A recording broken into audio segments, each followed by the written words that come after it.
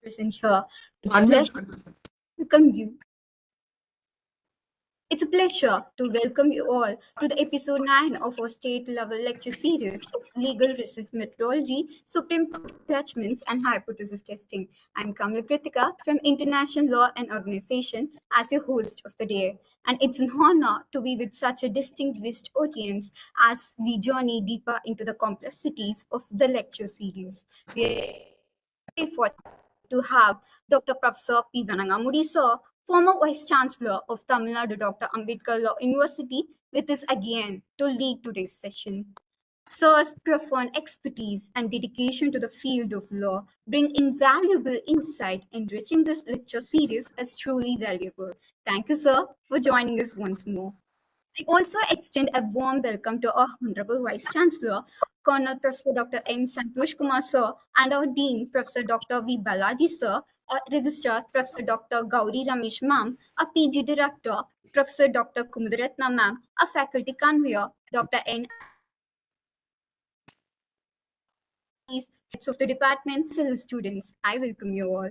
Let us take a quick recap on the insights and highlights of our previous lecture series, episode 8. We explored empirical research in law. Sir introduced the meaning and essential features of empirical research, presented note judgments along with the classification, and covered the use of descriptive statistics and model hypothesis for cheese quiet technique. Today, we will build upon this foundation, diving into the methodologies behind Supreme Court judgments and hypothesis testing. These themes are more than just research tools. They are powerful lenses through which we can understand how judgments shape legal principles and validate emerging theories in our law.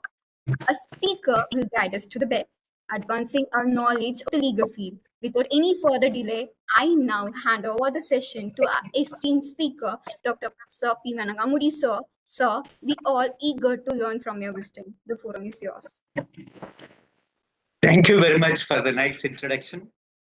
At the outset, it's my pleasure to thank all the organizers and most particularly Professor N.S. Santosh Kumar sir, Colonel, the director of Colonel, Doctor, Professor, and the sitting Vice Chancellor of the Law University.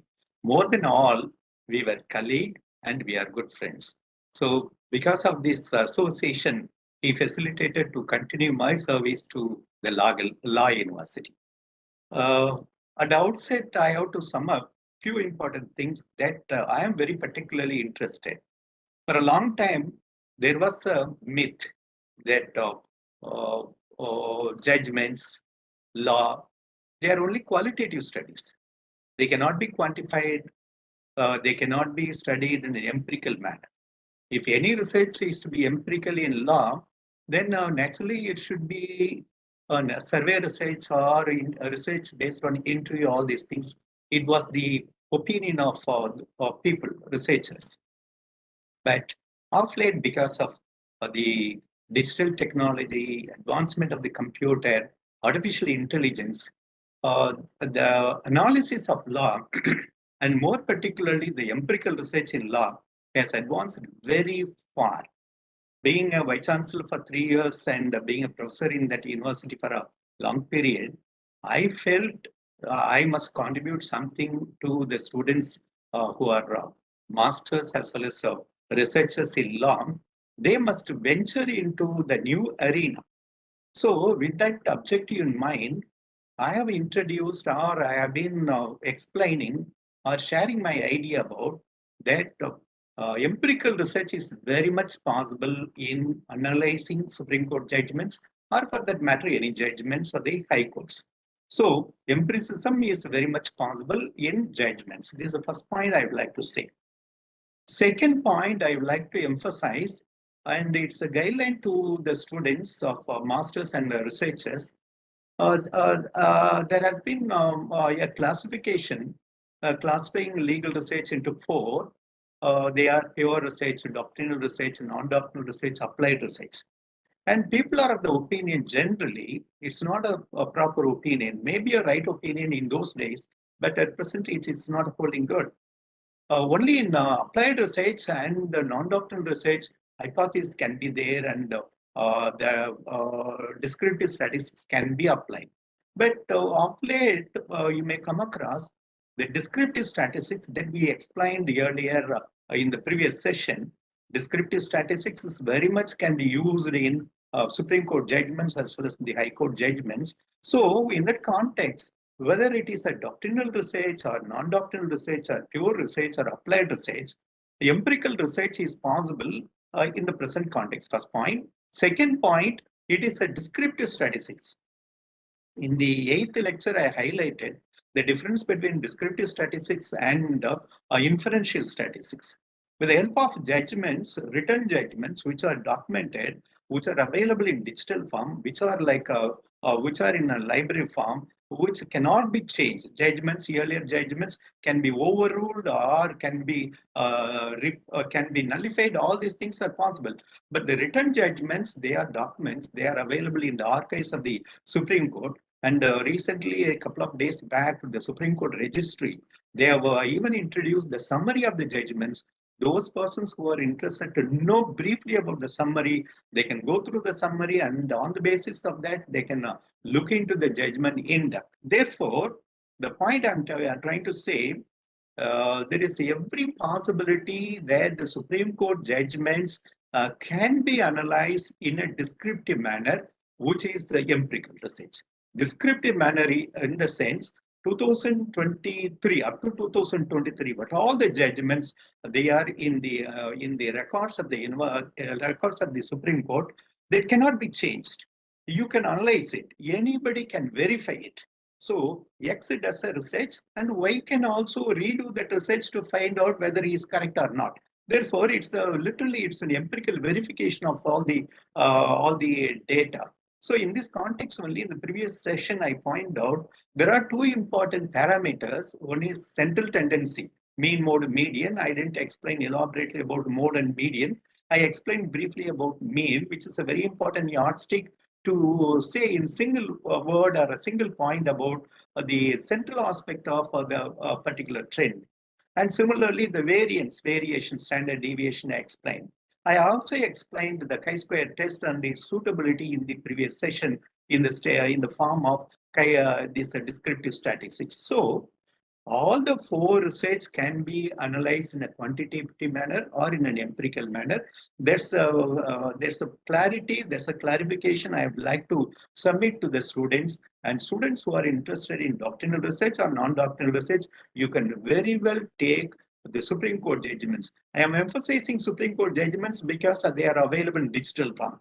I'm not sure about all the High Court judgments are available in digital form or not. Therefore, to start with, empiricism, hypothesis testing is very much possible in the Supreme Court's judgments. So that's the thing that I would like to emphasize. So four types of law: empiricism is possible, hypothesis is possible, descriptive research is possible. One can find out the mean of the judgments, and one can point out the deviation, standard deviation in the judgments. All these things are possible, and and to some extent you may understand this one. But in this present lecture, I am very particular about to emphatically say not only descriptive analysis, not only hypothesis testing, not only this statistics descriptive analysis, but also a comparative research can very well be carried out with the help of these data in the light of empirical details, empirical materials. Therefore, in this present lecture, I have introduced five headings. They are: one is about the basic structure doctrine. Any student of law, after completing a couple of years in the LLB course, you ought to have come across this concept, basic structure doctrine. It's a very important doctrine. It's very much relevant. It's a living doctrine. It's going on expanding. So I am going to introduce this doctrine. It's not possible for me to explain all the nuances of the basic structure doctrine. Master students in LLM constitutional law are there, and other students are there. You might have come across it. I'm not going to take any lecture on that one. I want to point out the crux of the judgments and the research scope and the possibilities of proceeding further in that one. So basic structure doctrine, I'm going to explain in with the help of 4 or 5 slides. And after that, the basic structure doctrine, everybody knows that it is laid down in the Keshavananda Bharati case, very popular case. It was decided in the year 1973. It was the highest bench, 13 judges. That time in 1973, totally 14 judges were in the office of the Supreme Court. And of the 14 judges, 13 judges delivered this judgment. Of this, there was a division, 7 is to 6. See, please mind it, one judgment, that too, 6 is to 6, one judge sails with the majority. Another, that way.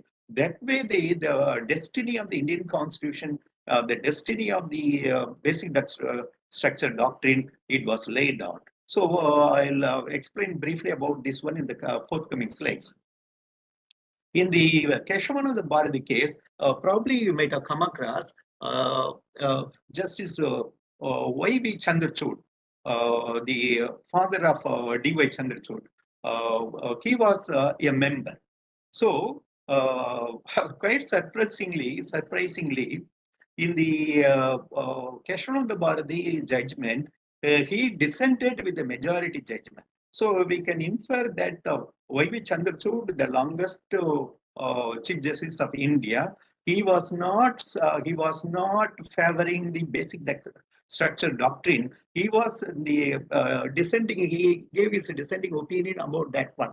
But now at present, after so many years, his son, he is hailing, he is upholding the basic structure doctrine, and he is laying several important landmark judgments in this context. So I felt it's a very good area to compare D.Y. Chandrachud, just erstwhile Chief Justice of India, who recently held 2 years office as the Chief Justice, and one of the Chief Justices who held the office for a long period. Along with him, his father, Y.V. Chandrachud, can also be taken for a good PhD research topic.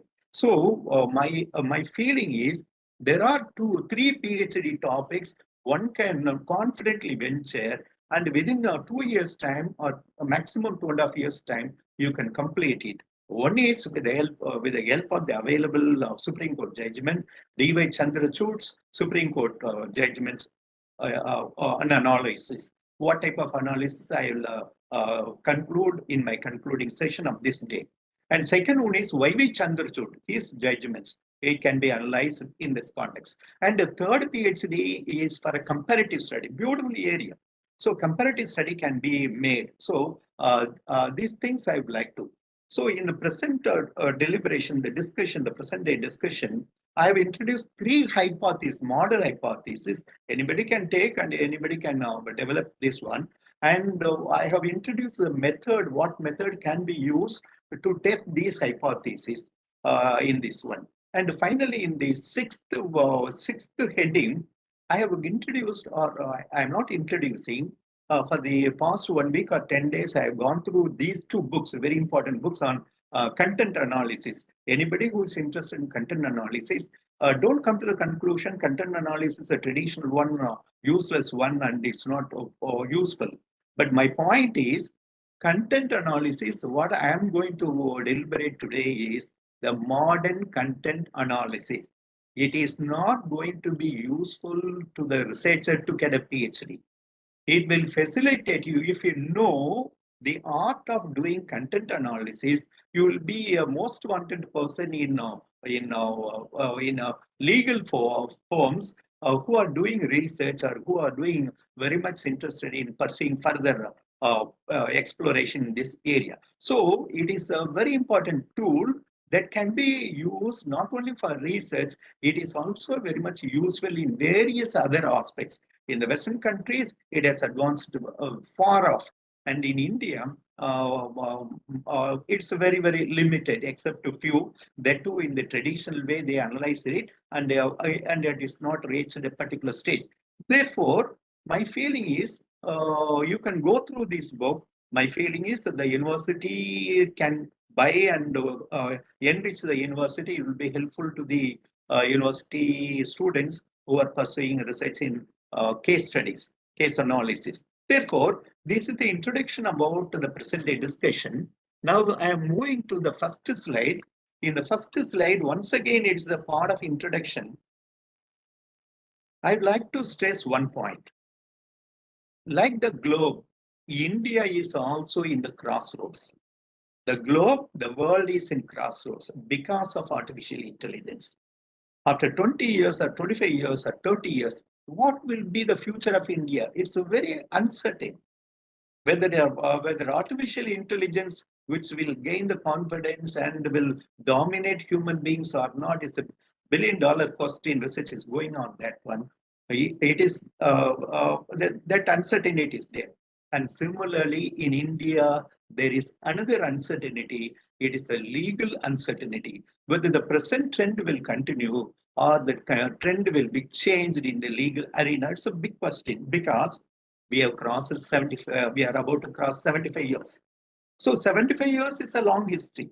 And if you enumerate, as far as the living constitutions in the world concerned, next to the Constitution of the United States, which was introduced in 1789, after that, one of the longest constitution, one of the longest living constitution in the world is, we can proudly claim that our constitution is the longest. It has sustaining 75 years and it witnessed so many odds of time, everything. Therefore, in the 75 years history, the Supreme Court witnessed 51 Chief Justice. Now the 51 Chief Justice is here. And the erstwhile Chief Justice D.Y. Chandrachud, he retired in the last week. Now a new Justice Sanjay Khanna has assumed office. And therefore 51 we saw 50 judges, and the 51st Justice is Chief Justice is in the office now. Similarly, there are 268 judges who worked in the or served in the apex court. Of these 268 judges, I am giving these statistics to say these are descriptive statistics. These are empiricism. 11 judges happen to be women. I'm sorry to say that in the 75 years history, 50% of the population, women, only 11 judges. It is not even calculated. It's not even 5% of the population. So 5% of the representation. This thing is not a good trend. So when we made a comment on this one, it's not out of place to say in the 230 years of the Republican rule or the constitutional rule in the United States of America, the people who claim that they are expert in democracy, expert in all these things, they could not select even a single woman president. I am not favoring any particular person, but gender in the 230 years rule of the United States of America, no woman president. Whereas India is said to be a less developed country or a developing country, whatever be. We have women presidents, we have women chief prime ministers, all these things, women judges. But what I'm trying to say, gender justice is still a dream in several aspects, not only in India, at the global level also. So keep into consideration. Another point is, students of law, you are very familiar with Article 124. Article 124, it lists out 3 sources through which a judge of the Supreme Court can be appointed. One is by promotion from the High Court, elevation from the High Court bench. Second one is from a bar bench, from bar advocates in the High Court. Third one is a distinguished jurist. I already mentioned till this day, no person was appointed in the category of distinguished jurist. However, there were 7 persons who were appointed in the category of judges, category to the office of judge from the category of bar. So this is the statistical details or descriptive statistics. All these things I am pointing out because we are dealing with the hypothesis, we are dealing with the empiricism, we are dealing with the descriptive statistics. You may come across it's my observation. Anybody can take a research in this one. From bar from bar 7 persons have been elevated to the Supreme Court. Please make a cursory analysis. They are popular persons, no doubt. I have a basic question in it. So the point is, Justice Rohit Nariman. Justice Nariman is a very popular judge. He is a very dynamic judge.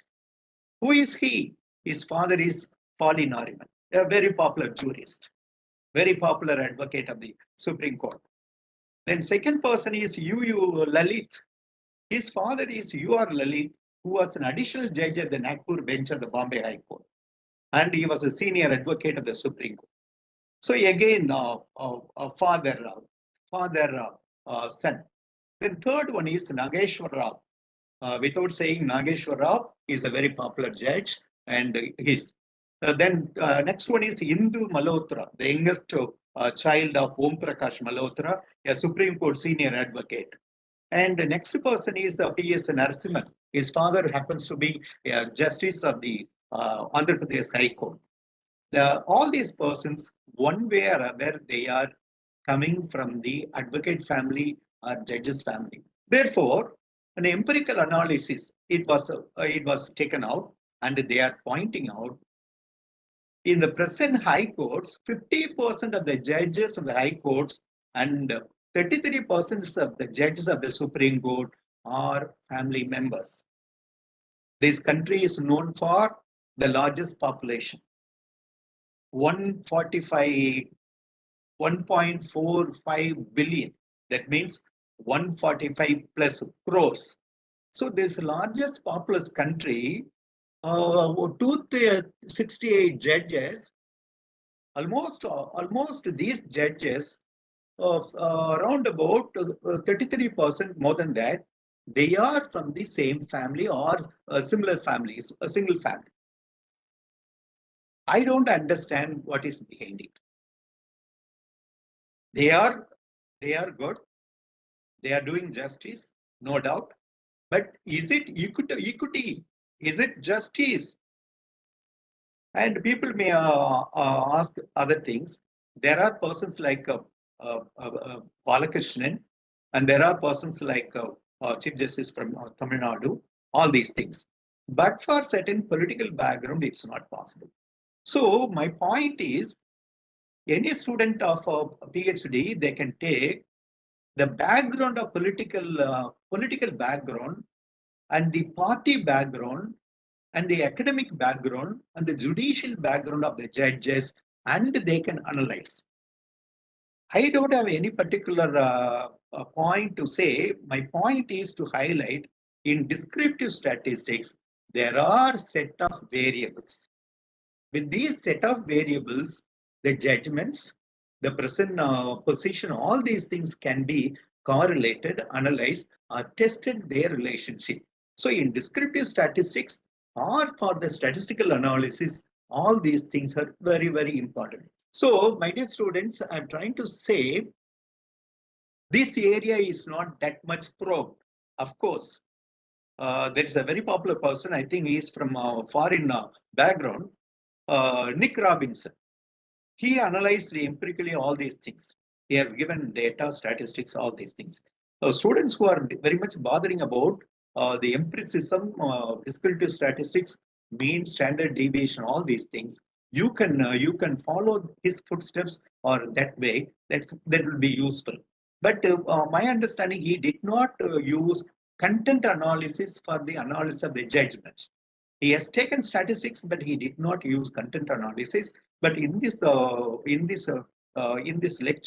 and the next lecture, we are going to use content analysis to test our variables, test our hypothesis. So, what I'm trying to say, in the 75 years, Indian Supreme Court witnessed 268 judges. In 1950, it started with 8 judges. Now the maximum strength is 34. So the population in 1950, it was 36 crores. Now it is 1.45 billion. That means 145 crores. So more than 4 times the population increase. The judicial strength is also increased to 4 times. So population and judgment ratio, it is when the population increases, judges level or number of judges also increases. But we have to note another very important thing. In 1950, litigation, Indians, they were not litigation oriented. But at present, there are so many areas where new litigations. So Supreme Court, it has a lot of pending cases. Therefore, on the one side, litigation is exploding, explosion of litigation on the one side. And the judges, they are finding it very difficult to cope with all these things. So my feeling is in the present litigation pendency and the number of judges, they are not adequate in that way. I'm saying population and number of judges, they may be adequately increased, but litigation point of view, it's not increased to that point. So at the outset, it's my observation, I can say, when we amend the constitution, we used to say there are 3 types of amendments. One is a simple amendment. Second one is a amendment by special majority, 2/3 majority. And the third one is amendment by special majority and to be ratified by half of the states. If these amendment procedures are there, when a Supreme Court Constitution bench strikes a particular constitutional amendment, can it simply majority basis it will strike or modify it or abridge it? It's a $1 billion question. I have a very basic, because we the people of India, it's a democracy, it's a republicanism. We elected our MPs. They constitute the Lok Sabha, Rajya Sabha, all these things. When there is a need, they are amending it. When they are amending it, the Supreme Court, this amendment, it strikes, it is ultra vires of the Constitution, or it is affecting the basic structure of the Constitution. When it is amending it, in 1973, out of 13 judges, only 7 judges said, if there is a provision that when it amends, when it adjudicates a particular case, declaring the validity, there may be a provision for 2/3 judges or simple majority. If ordinary amendments means simple majority, you can say. If it is a 2/3 majority, then it's possible. Because why I'm saying, the political will of the people, the political majority, majoritarianism in the parliament and the majoritarianism in the court, there must be a coincidence, there must be a correlation. That's the thing I would like to say. It's not out of place because it's a research forum. The future future juries are coming. I would like to spread these seeds sow the seeds in the mind of the students, and in the future you may develop, nurture, and you can develop it in this one. Therefore, till this date, there are 34,000 judgments, of which 2,187 constitution bench. With the help of this 2,187 constitution bench, my understanding, 10 PhDs we can pursue. Such a very wide area. See, anybody can do it. They ought to come to the same conclusion. Whereas in qualitative research, if 10% do research, there will be 10 opinions. And the opinions will be going on if more and more research are going on. Therefore, there may not be objectivity, there may not be certainty. Only in statistics, only in descriptive, only in empiricism, you can have a certainty. Don't ask the question whether certainty is important or development is important. Both are important. But uncertainty, rule of law, why rule of law is introduced? Rule of law, it is attempts to maintain certainty. That is that's the logic behind rule of law. Therefore, in this context, research area is a very, very important one. Then I said India is in the crossroad. It's very paradoxy. What is a paradoxy? In the year 1973, the Constitution laid down the basic structure doctrine. In the basic structure doctrine of the 13 judges, Y.V. Chandrachud happens to be a judge. But he favored only the dissenting one. He is not coming the majority of the basic structure doctrine. And his son happens to be the erstwhile Chief Justice. He has laid down landmark judgments. There are opinions which are going in the YouTube.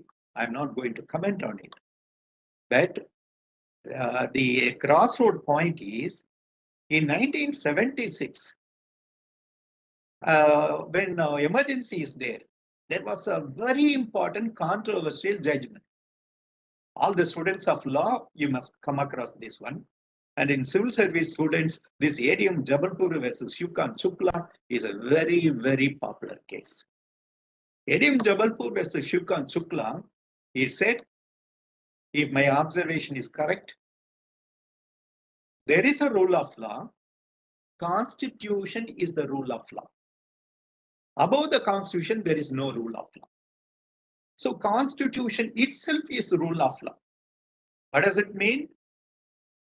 That time in 1973, Article 21 can be suspended when there is an emergency. Only by the 44th Constitutional Amendment, it was introduced by amending Article 359 that Article 20 and 21 cannot be suspended even during national emergency. So it was suspended in 1973, 76. It was suspended. And it affects the personal liberty. So the personal liberty, it's a very important one. As per the ADM Jabalpur case, whatever it said, it's right. In ADM Jabalpur, H.R. Khanna is a hero. H.R. Khanna has given a dissenting opinion, and he harvested the fruit of that one. H.R. Khanna's cousin, the present Chief Justice of India, Sanjeev Khanna, his father, his uncle is H.R. Khanna. Sanjay Khanna is not an ordinary person. Sanjeev Khanna, his father is Justice Devraj Khanna. He happens to be a judge of the Delhi High Court.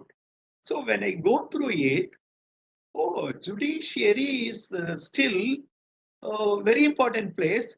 Only persons from this area, they can come to that office. I was forced to think that thanks to Justice Khanna, but for him, that dissenting opinion becomes a law.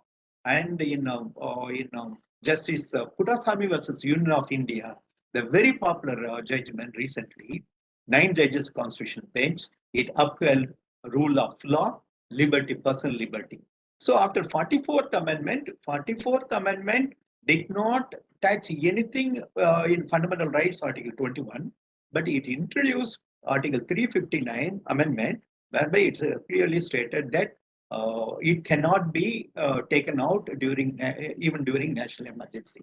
That's the point I would like to say. So Puttaswamy versus Union of India, in that case, Justice H.R. Khanna has given a dissenting opinion. The present the erstwhile Chief Justice, Justice D.Y. Chandrachud, upheld and given a major opinion, and it's a very popular judgment upholding the personal liberty. These are the points that I would like to explain as an introductory part as far as this one. Now let me move on to the very important concept, basic structure doctrine. What is basic structure doctrine? It's a doctrine laid down in Keshavananda Bharati case in 1973. It was delivered by 13 judges. Of the 13 judges, 6 judges dissented, 6 judges assented. One judge, he did not give any separate verdict, but he supports one of the 6 judges who gave majority opinion. But for that opinion, it may also become a minority opinion. So that is a history. But thanks to the basic structure doctrine, even today Constitution is alive and its spirit is maintained. So basic structure, I don't like to enter into the basic structure. But the point is, for analysis, this basic structure doctrine is very important. Why I am saying for analysis, basic structure doctrine is important? Because in 1973, it introduced basic structure, and afterwards, based on this basic structure and others, 7 amendments were amended. Seven amendments were struck down partly or fully. The 25th Amendment, the 32nd Amendment, the 39th Amendment, the 42nd Amendment, 52nd Amendment, 62nd Amendment, 99th Amendment, all these amendments. Students, you may be very much aware of it. Till this day, we have 106 constitutional amendments. These 106 constitutional amendments, 7 amendments, one is fully struck down. So 6 others partly struck down by the Supreme Court based on this basic structure doctrine.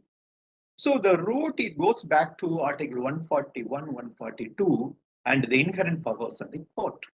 Therefore, Keshwananda Bharati is a landmark judgment, not only a landmark judgment, it has given its verdict holds continuously. There is a cascading effect of Keshwananda Bharati, because after Keshwananda Bharati, so many new provisions, so many rules are laid down. Well, probably you might have come across based on this Keshwananda Bharati judgment, in which Justice H.R. Khanna has given a majority opinion, and Justice Y.V. Chandrachud gave a minority opinion.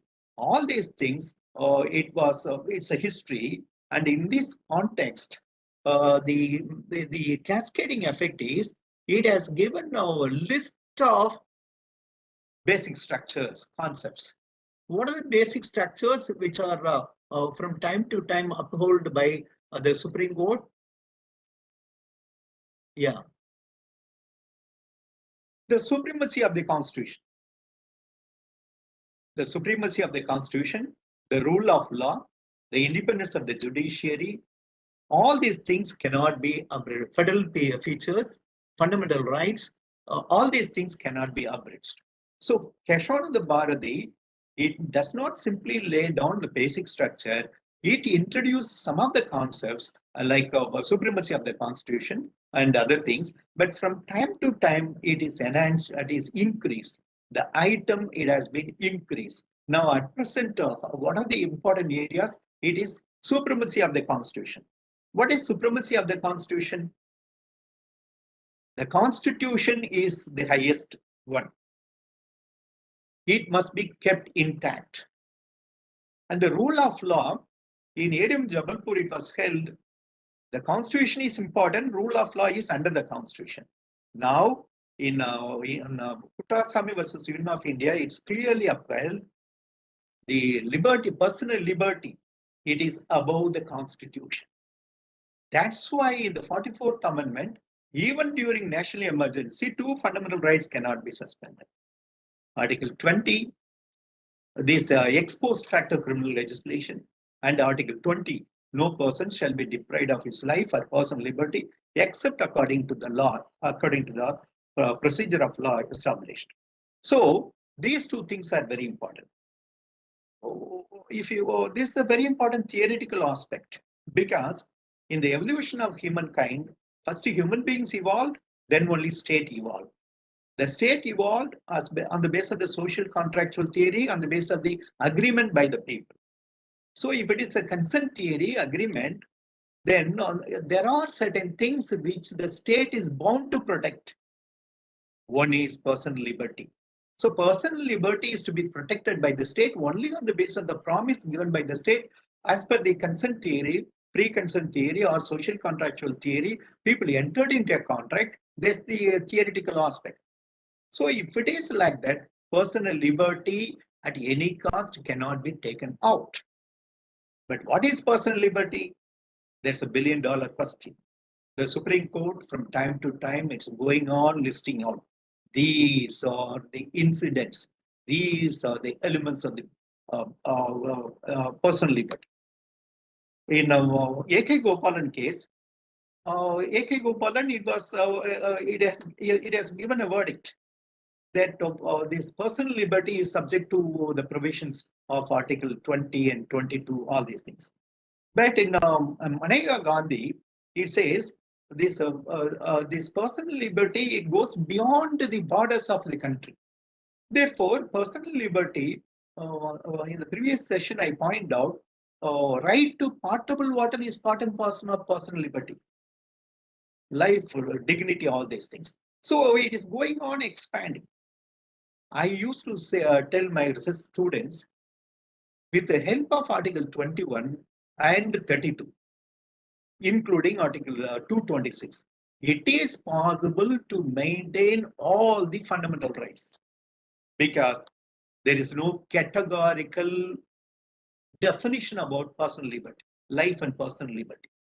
Everything comes under this ambit. Therefore, other things are explanation. That's why people used to say Article 14, Article 19, Article 21, Article 32. These are very important cornerstones of fundamental rights. So, with this one, the basic structure doctrine, it was laid down by the Justice Keshwananda Bharati case, but it's going on developing. Why I'm taking much pain to explain this one? Based on this Keshwananda Bharati basic structure concept, supremacy of the Constitution, it's going on expanding. Republican and democratic form of government is going on expanding. Secular character of the Constitution is going on expanding. Separation of powers is going on expanding. Federal characteristics of the Constitution is going on expanding. So, I am introducing the technique. My dear students, you have to carefully watch. Content analysis is the technique which is based on two important things. Content of a concept, the content of the concept and its elements. This way, content analysis can be analyzed. While analyzing the content, there are two important things. The next session, I will explain it. Only for these two words, we are going to have the next session. One is denotation. Already I explained in a different form. Denoting meaning, denotation. Second meaning is connotation. What basic structure denotes, it is limited, but basic structure connotes lots of things.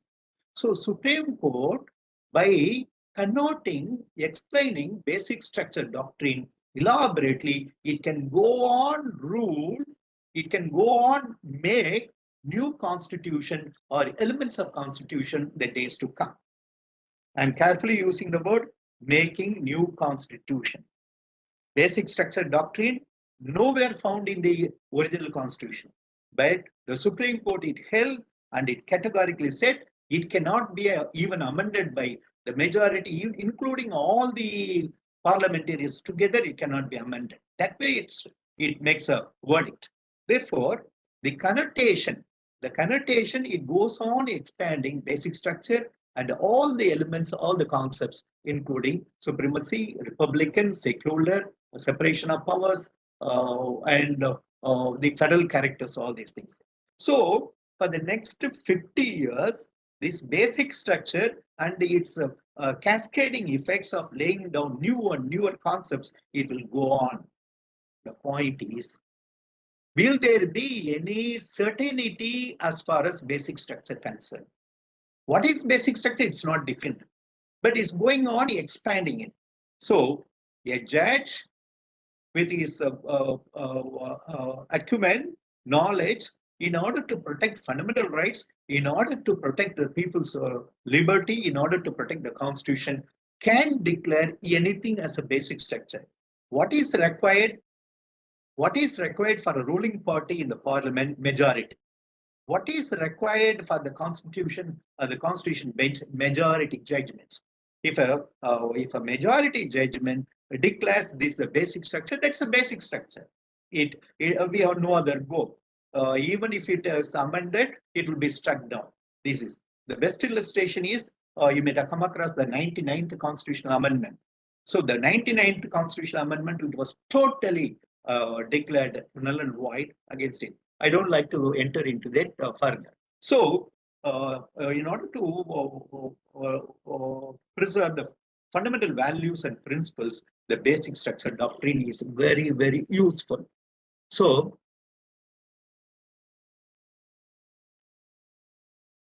yeah, please move on to the next slide.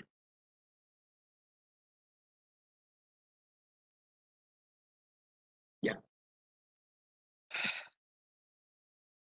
Now, I am very much interested to analyze Article 31C. Article 31C, because it happens to be a very important one. And before proceeding to this one, I think we can have a little more point as far as the basic structure concept concerned. In Indira Nehru Gandhi versus Raj Narayan, free and fair election is held to be a basic structure. Equality, democracy is held to be a basic structure in Quixote case. Equality of status and opportunity is held in Indira Sawhney's case. In Minerva Mills' case, the balance between fundamental rights and directive principles are held as a basic structure doctrine. Unity and integrity of the country, nation, Raghunath Rao versus Union of India. Parliamentary system of government is considered to be a basic structure, principle of basic structure. S.R. Bomme case, it is secularism. Judicial review, SP Sambat Kumar versus Union of India. Rule of law, Raghunath Rao versus Union of India. So these are the areas which are going on expanding under the ambit of this basic structure doctrine. So my dear students, in 1973, before emergency, this concept was laid down, and even after 50 years, that concept holds its validity, reliability, and its stability. Okay. So now let me pass on to the 25th Amendment, which introduced the Article 31C to confer immunity on laws pursuant to directive principles of state policy. So recently, in this landmark judgment, recent judgment, the judgment name of the judgment is of property associations versus state of Maharashtra. In this judgment, it was elaborately held that this Article 31C, its validity.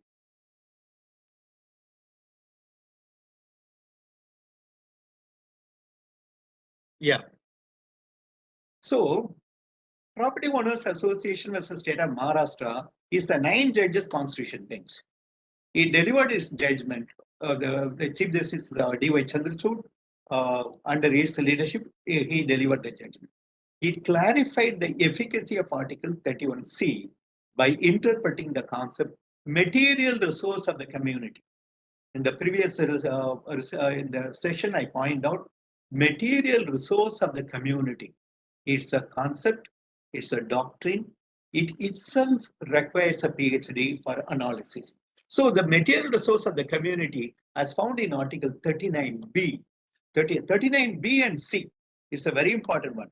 You may know the history. 25th Amendment and 24th Amendment, 25th Amendment are very important amendments. This 25th Amendment introduced Article 31C, wherein earlier only 2 provisions, 39B and C, these were part and parcel of that article.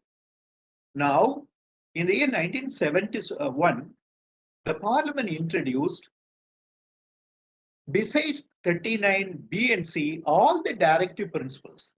So, laws pursuant to directive principles from being held void on the ground of inconsistency with Article 14, 19, and 31. Therefore, the socialist government, then socialist government, they claim they wanted to give more socialistic color to the functioning of the party. They introduced all the directive principles. It was introduced. But it was struck down. 25th constitutional amendment was struck down by saying that it is affecting the basic structure, affecting the basic principles. Therefore, it was struck down, and accordingly, there was a doubt if it is struck down, whether the entire article is struck down or the old Article 31C to be read along with only 39 B and C are valid. It was held in only in this recent case. So, Justice Y.V. Chandrachud, in his landmark judgment in Property Owners Association versus State of Maharashtra, he clarified the clouds that was covering over the earlier judgment. Now it's very clear. Property can be taken over. Property which is of importance in the material resource of the community can be taken over, but all the properties cannot be taken over.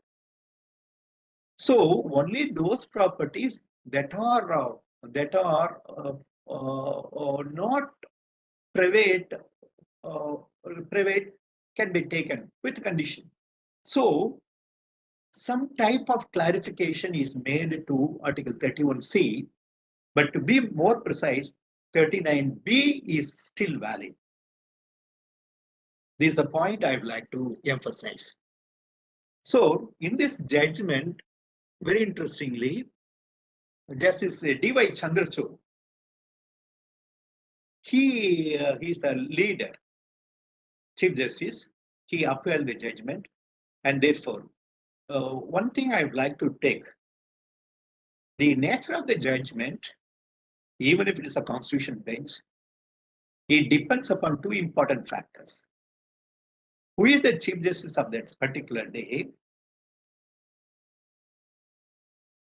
To whom the roster, as per the roster of the master of the roster, to whom this case is assigned. Even if it is assigned, whether it is taken, because there are cases which are pending even after 6-7 years, constitution bench cases.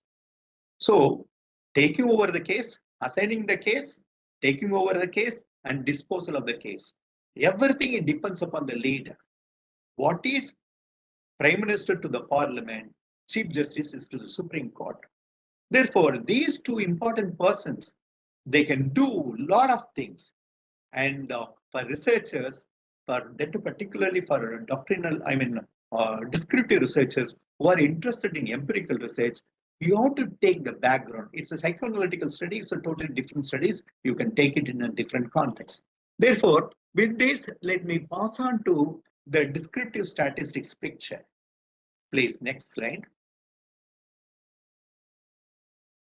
Next one.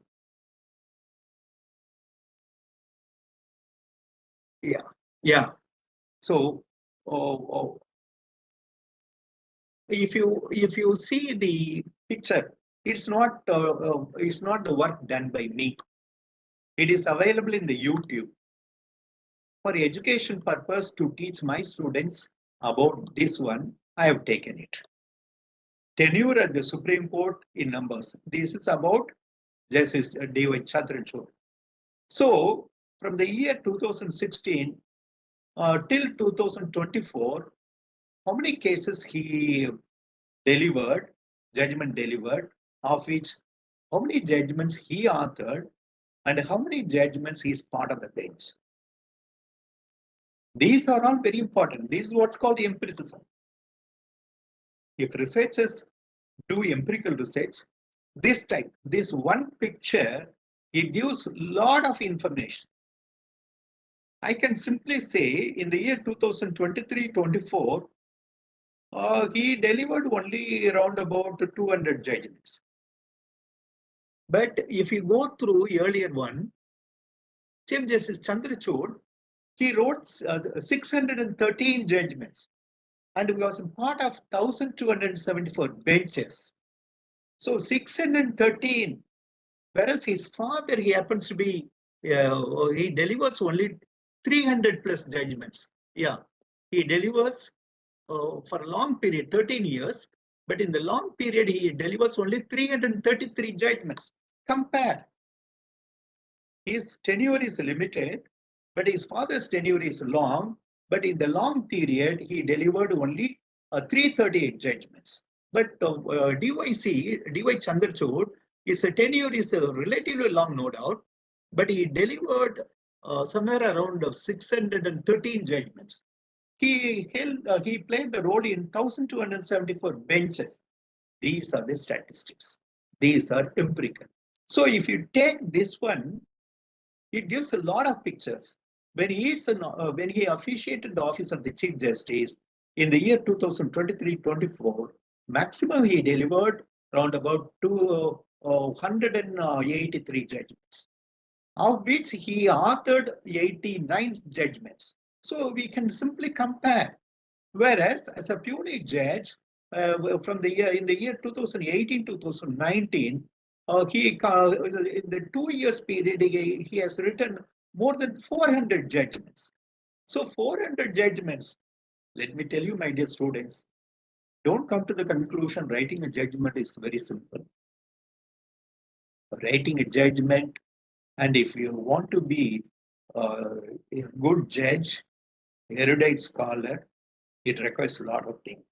Every judgment, you can have a PhD. Keshavananda Bharati, it is a 600-page judgment. Is it 600? Yeah.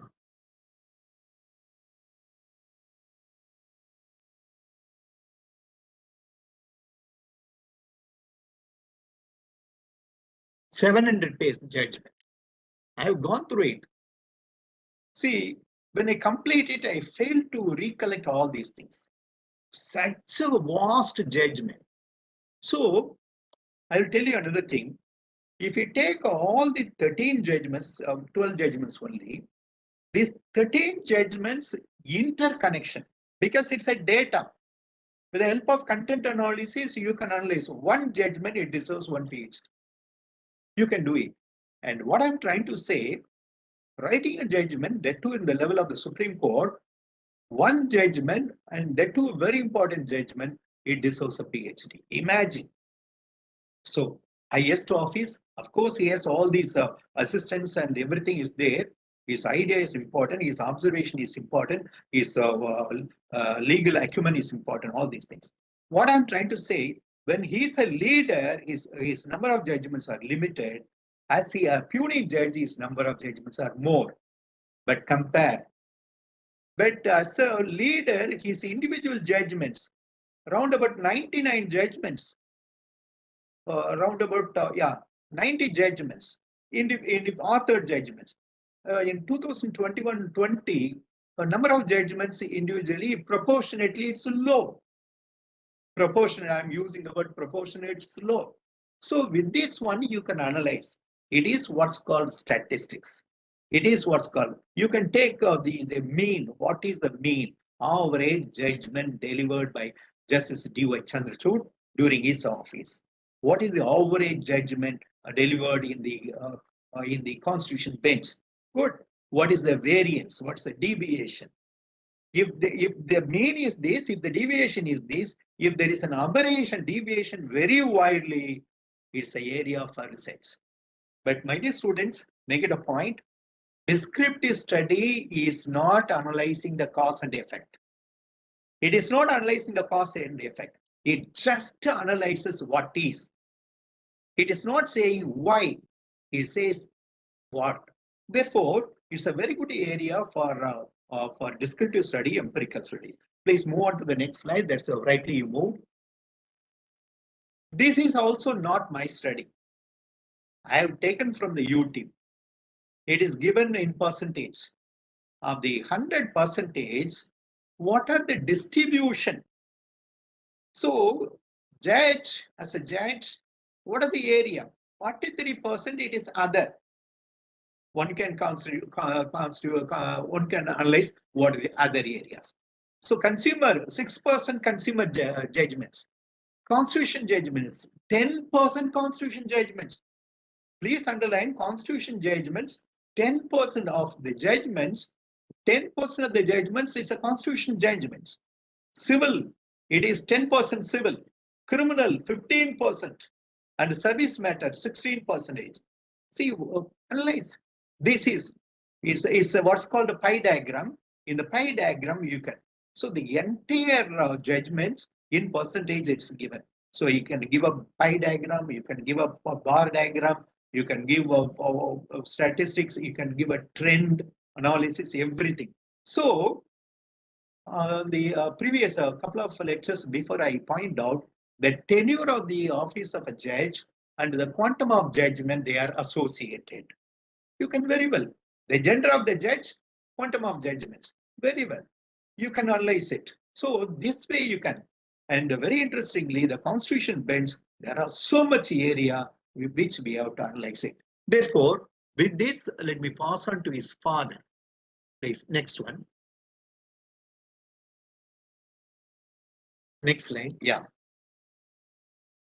I'm sorry to say, my dear students, I am using the word senior and junior Chandrachud. Senior Chandrachud is Y.V. Chandrachud, and his son is D.Y. Chandrachud. See, imagine in Thiruvallur, he used to say, with reference to father and son, இவன் தந்தை என்னூட்டான் கொல்லனும் சொல் தந்தை மகற்காற்று நன்றி அவையத்து முந்தி இருப்ப செயல். History speaks. I have given statistics. So Justice D.Y. Chandrachud, his judgment itself is suitable for a PhD, that to a content analysis. Originally, he dissented in the basic structure, but subsequently went on creative judgments. So Chief Justice Y.V. Chandrachud was the 16th Chief Justice of India. He was appointed as a Chief Justice of India on 22nd February 1978. He retired as on 11/7/85. He was a judge at the Supreme Court for 13 years, of which 6 years and 5 months as Chief Justice of the Supreme Court. Justice Chandrachud authored a total of 338 judgments. He authored the most judgments in the year 1977. Very critical period. Students, you may come across 75 to 77 emergency period. In 77 itself, he wrote 48 judgments. So, Justice Y.V. Chandrachud, he has written a lot of judgments in the emergency period. I would like to say both the senior and junior Chandrachud served as a Chief Justice, served as a judge of the Supreme Court together for a period of 21 years. What's the history of Supreme Court? 75 years history. In the 75 years history, these two judges of the same family, they were in office for a period of 21 years and 10 months, of which they served together as a Chief Justice, not parallelly, and different time context. Chief Justice of India for a period of 8 years and 5 months. In 75 years history, 80 years a family held the office of Chief Justice of India. It's a very interesting one. Thanks to these Chandrachuds, the history remembers them. But I have come across YouTube. They have pointed out the history will remember all those things he done for the country and all those things he did not do for the country. That way. But my dear students, I take it a positive one. In the present era, don't take anything adverse. It is subject to be commented. Everything is commented. There is a popular proverb, "Kaitha maram than kalladi." If you do something good, you will be remembered positively as well as negatively. Because Positively, in the sense, people will say he has done good. Negatively, comment, criticism. In an information world, the veracity, the validity of the information is not testable. People used to go on, bombard, tell so many things, whatever it be. So they held the office. And similarly, Justice Khanna, Sanjeev Khanna, his father, he happens to be a judge of the Delhi High Court. His uncle happens to be a judge, very popular judge of the High Court and history. And one more judge is going to come, Justice Nagaratna. Justice Nagaratna will be for a few months Chief Justice of India in the near future, and his father happens to be a judge of the Supreme Court. Sociological study. What are the factors that enable to become judge of the High Court or Supreme Court apart from the constitutional provisions? Extra constitutional or extra social factors that are responsible for it. You have to take sociological research, is very important. I'm not criticizing it. Sociological approach is required. So these are the points with reference to Justice D.Y. Chandrachud and Justice Chandrachud we have to take.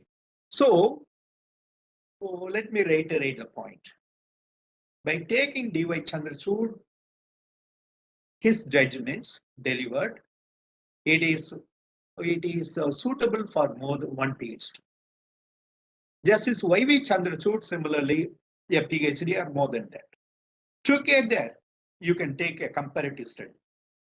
So these two judges, they are very fertile area for PhD. You can take it for research. So with this, let me pass on to the next thing. These things I have highlighted. Please, next one. You can go for model hypothesis. Yeah.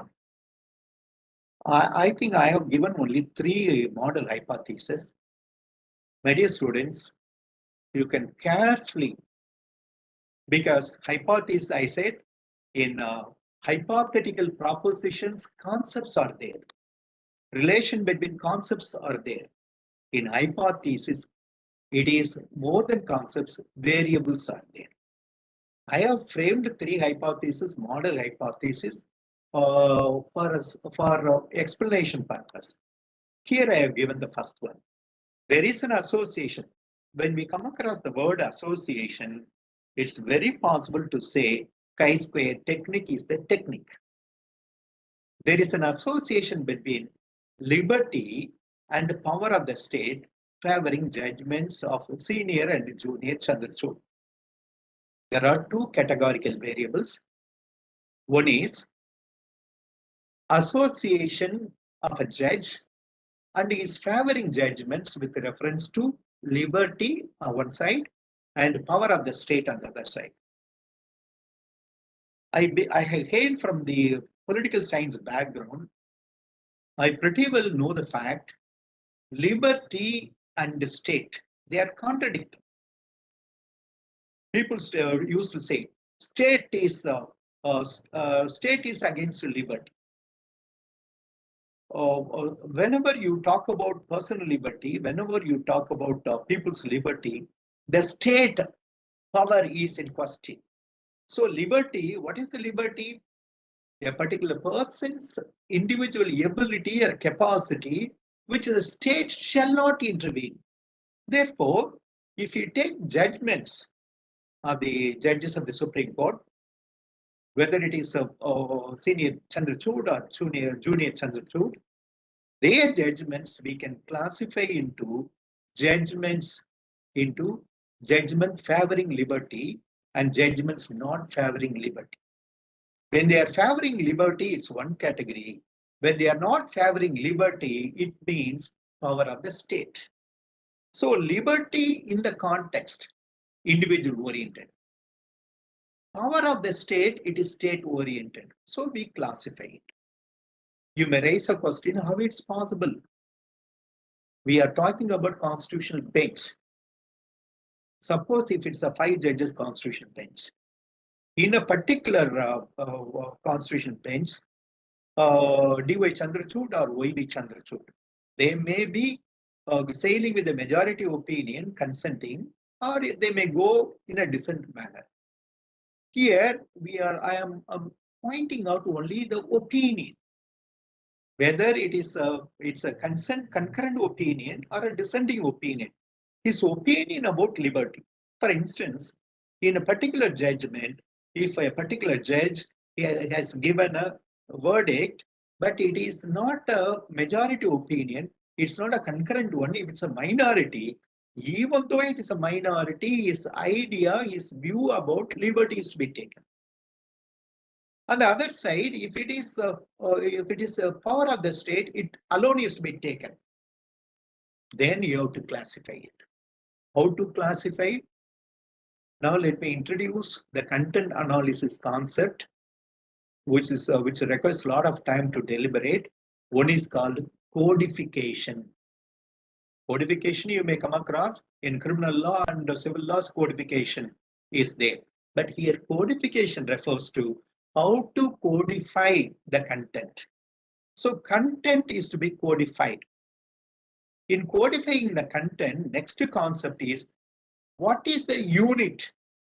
What is the unit to be taken for? So unit for the content analysis, codification for the content analysis, categorization for content analysis, all these three things are very important. Then only it is possible. Don't have the fear. Is it possible right now? All the judgments are in digital form.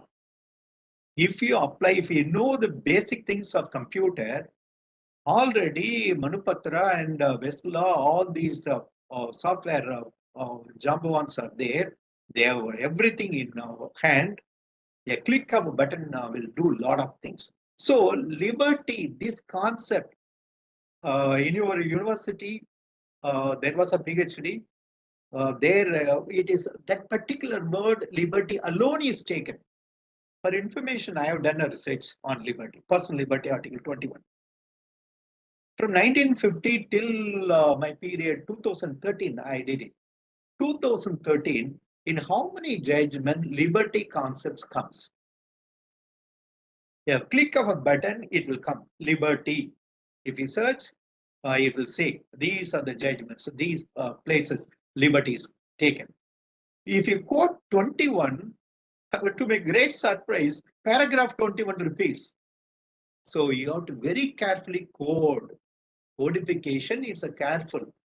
So my dear students, it's a very important area where lawyers are protected. Can a computer analyst can codify it? No. Computer analysis know only the way of codification. But what to be codified, lawyer alone knows. So whether it is 21 or paragraph 21, we don't know. If paragraph 21, whether the judgment, repealed, overruled judgment, or ratio decidendi or obiter dicta, he may not know. So the role of a lawyer, role of an advocate, role of a researcher is required for codification, unitization, and categorization. Let me come to the point. So there is an association between two concepts. One is liberty or opinion related to liberty of D.Y. Chandrachud, opinion related to liberty of Y.V. Chandrachud. Then the second concept is opinion related to power of the state, promoting the power of the state, protecting the power of the state of D.Y. Chandrachud, opinion relating to power of the state, protecting the power of the state, or promoting the power of the state by Y.V. Chandrachud. So two concepts are there. Very well, you can apply this one for chi-square technique. You will have clear-cut numbers.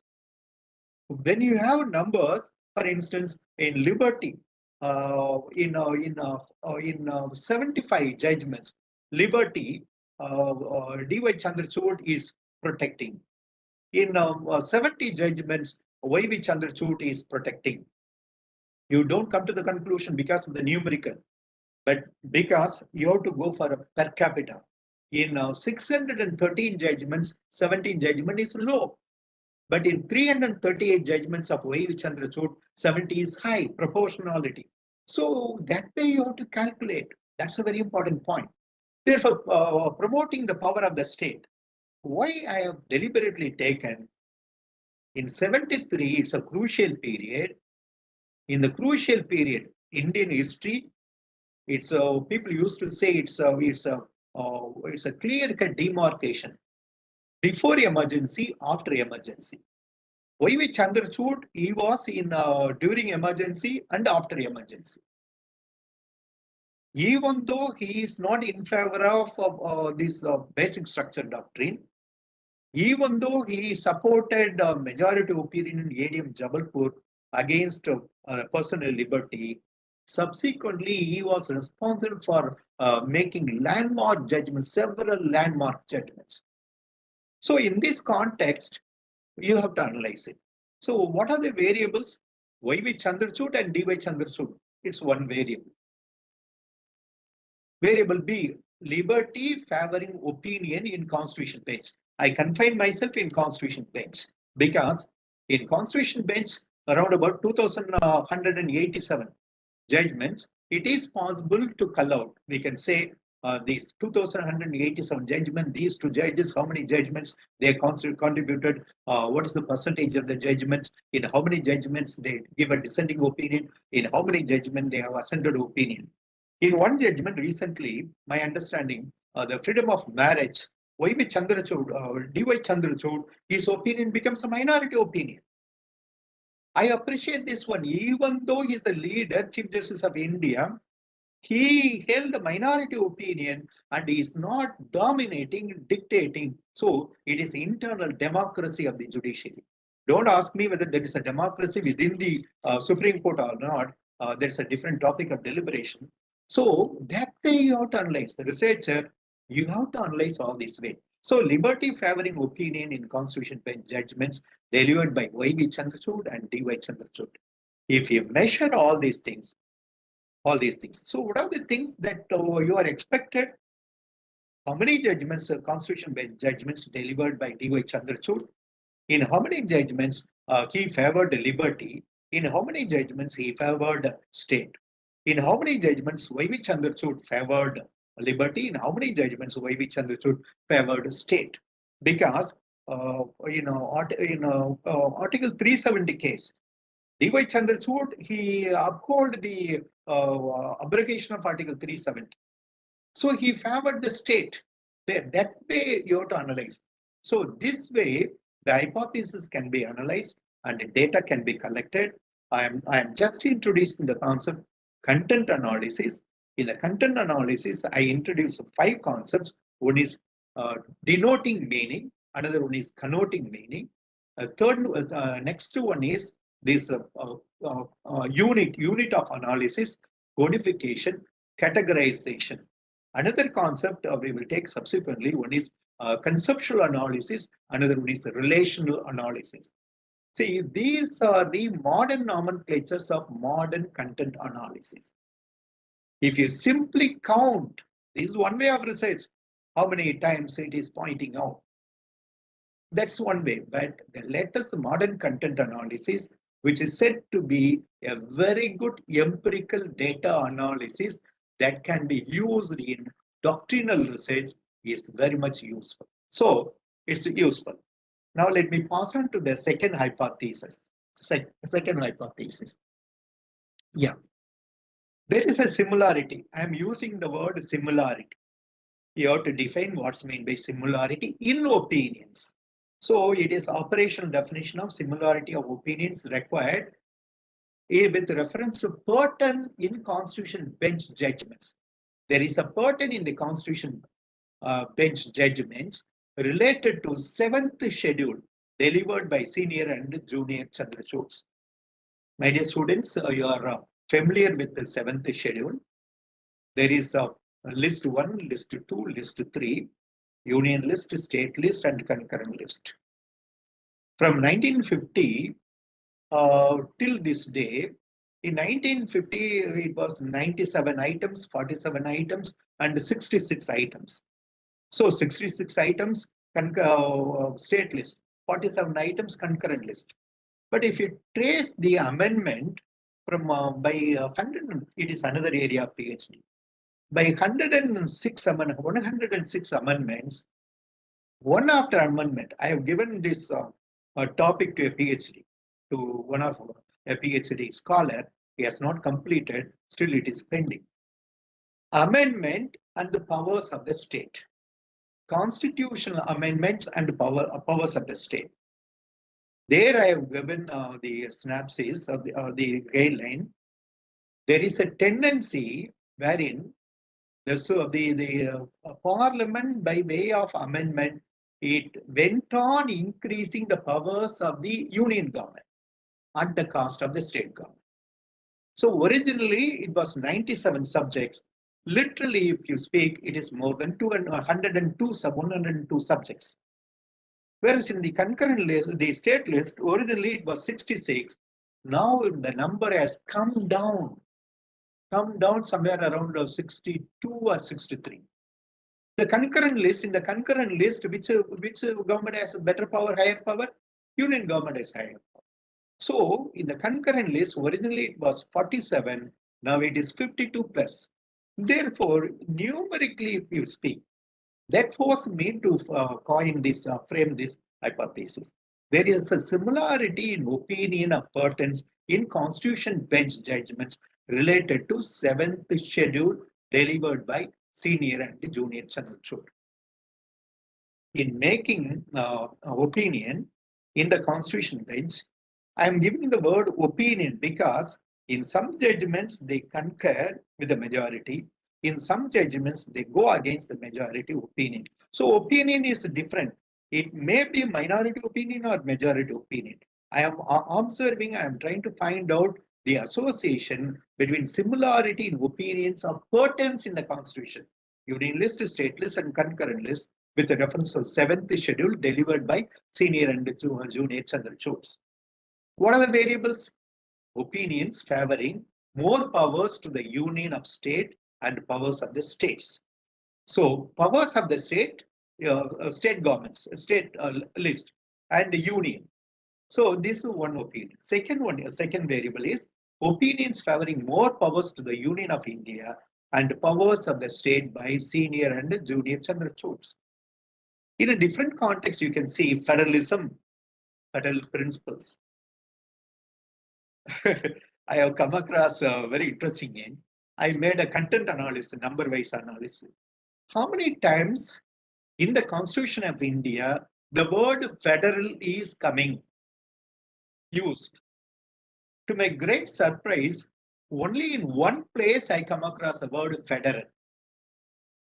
The framers of the Constitution deliberately avoided in using the word federal because in the first article, India, that is Bharat, shall be a union of states, they said.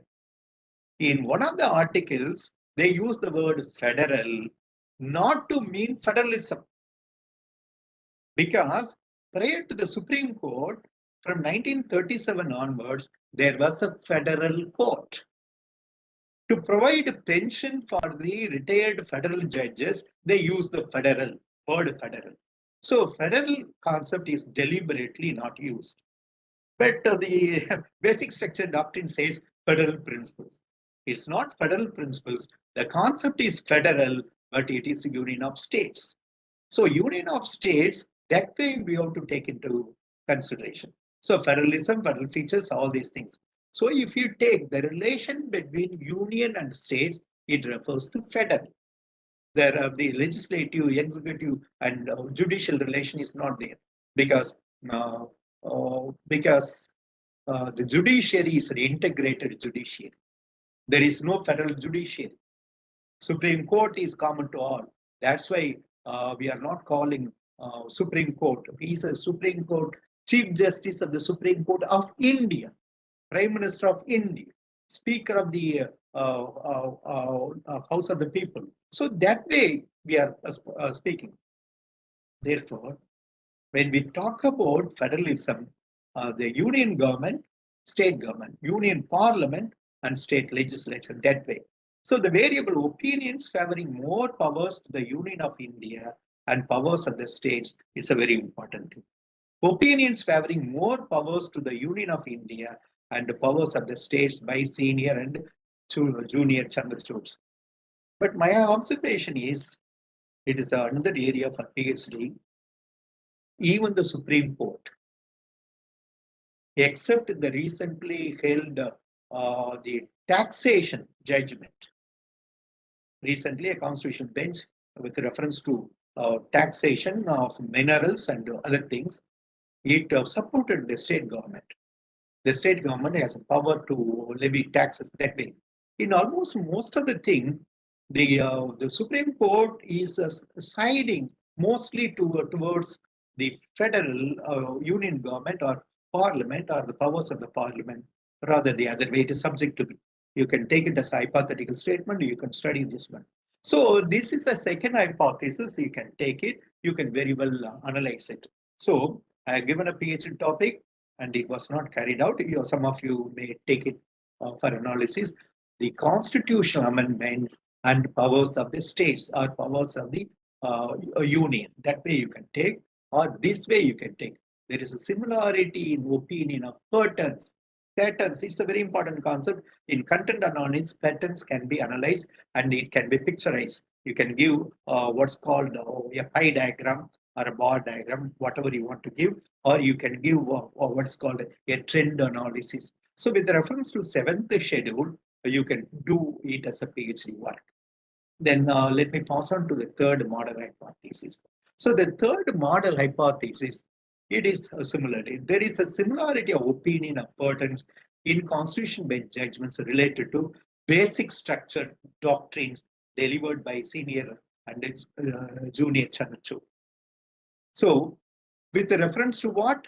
Constitution bench judgments related to basic structure doctrine delivered by senior and basic structure alone, because it was propounded by 13 judges in which Y.V. Chandrachud was a member. Of course, he descended. So from that period and till his retirement in 1985. And similarly, after that, when D.Y. Chandrachud came to office as a judge and chief justice, what happened? That way it can be. So there is a similarity in opinions of patterns in constitution bench judgments related to basic structure doctrines. When I say basic structure doctrines, all these things, the cascading principles like rule of law, separation of powers, the sovereignty, the democracy, republicanism, all these things we can take. You can take and you can analyze it. So variables, opinion patterns of Y.V. Chandrachud in the constitution bench cases related to basic structure doctrines, and opinion patterns of D.Y. Chandrachud in constitution bench cases related to basic structure doctrines you can take. So it's a beautiful area for content analysis. In content analysis, it requires a little bit deep discussion. I reserve it for the subsequent lecture. It's not possible for me to explain it. Anyway, I'd like to introduce the basic things of the content analysis here. Please move on to the next one. Yeah. Dear students, please carefully follow from here. Data content analyzing technique. Content analysis is a technique. It is a technique popularly used in research. It has been in existence right from 1948 or so, 45, from the Second World War onwards. But here we are going to use in a modern content analysis. What we mean by modern content analysis, the role of the researcher's subjectivity, bias, his personal view is to a greater extent minimized with the help of computer, with the help of digitization, digital technology, with the help of artificial intelligence. What I mean by this artificial intelligence, ChatGPT is there. I know pretty well that Law University is categorical in not encouraging students to use ChatGPT, whether it is 3 or 4 or 5, whatever be, in drafting assignments, everything, all these things. So, okay, it's a technique. But collecting data, ChatGPT is a devil. It will do it. It has no mind. Researcher has the mind. Therefore, the ChatGPT or artificial intelligence or digital technology, it will do it. So content analysis, content analyzing technique is a very relevant, useful technique in this one. I have given 2 books. I referred these 2 books for the past 10 days. I have been reading these books only for you. I am reading. After so many years of my retirement, I need not do all these things. Only for research students' purpose, I am reading it, updating my knowledge with reference to content analysis. 2 books. At the end, I have given the picture of these 2 books. I will make a request to the Director of Research and Publications to make a recommendation to buy this one. It is Indian publication is also Sagas publishers are available. They are doing it. If you are interested, you can buy this one. It's very useful. Here, let's see the definition of research. This Krippendorf, Klaus Krippendorf's definition, it attracted me very much. He gives a definition about research, and there too, this doctrinal research, there too, this text research, contextual research. The very idea of research. What is research? A repeated search within data for generalization. I have been telling you right from the beginning, search, research, and systematic research, scientific research. Here, research, he says, a repeated search within data for generalization. In the data, in the given data, my dear students, when I say 34,000 judgments, when I say 2,187 constitutional bench judgments, it is definite. It cannot be altered. It is valid. Once again, if you go again and again, don't ask me, am I a fool to go once again and again? The meaning is, if a researcher X does a research with the same data and comes to a particular judgment, say judgment or opinion or a finding A, why a different researcher comes and if he uses the same technique, same data, result ought to be same. That is what's called objectivity. That's what's called systematic. That's what's called scientific. So same tool is used, same data are used, same technique is used. If you use, you'll come across the same results. So repeated search within data for generalization, patterns that appear to permeate the data. It presupposes explicitness about methodology. Unless researchers clearly explain what they have done, it is not possible to replicate their analysis of text. 2 points I would like to emphasize. Generalization. What is the aim of the research? Generalization. What is the objectivity? What is the reliability? What's the validity? Unless otherwise it is replicated. Replicated. What do you mean by replicated? If some other person can do the same research. I know pretty well, in our university, there are so many PhD dissertations which are on the basis of survey research. Survey research, the researcher takes a concept, goes to the field, conducts a questionnaire or interview schedule or interview, all these things, collects data. After that, he quantified the data and measures. It is a research. It is a scientific research, systematic research.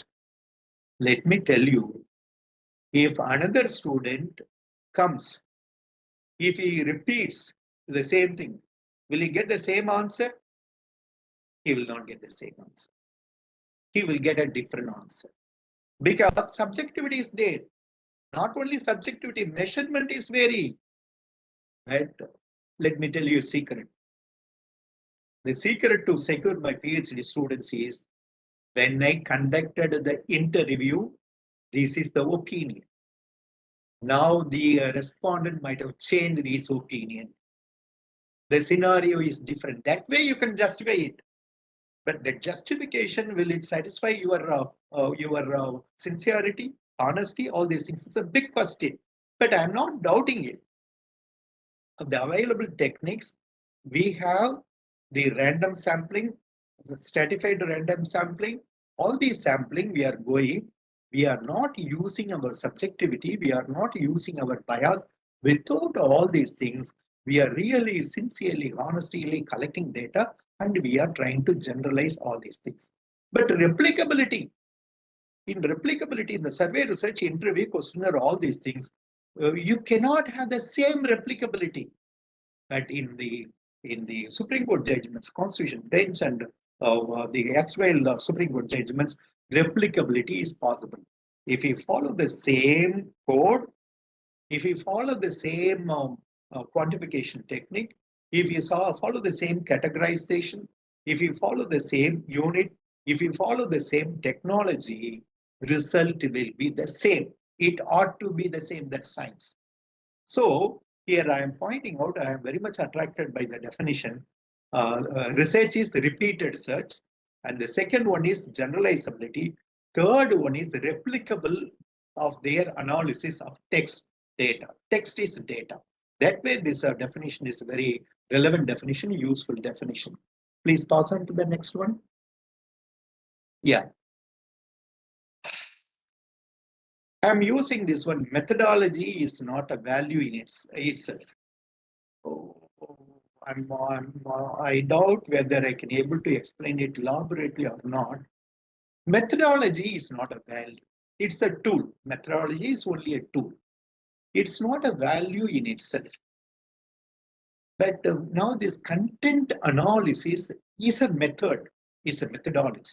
In the research methodology, it is one of a very popular method that is applied in the text, in the data, in a written form, in a document form, in a word form. So it's a very useful one, but it is not giving any value. What is it?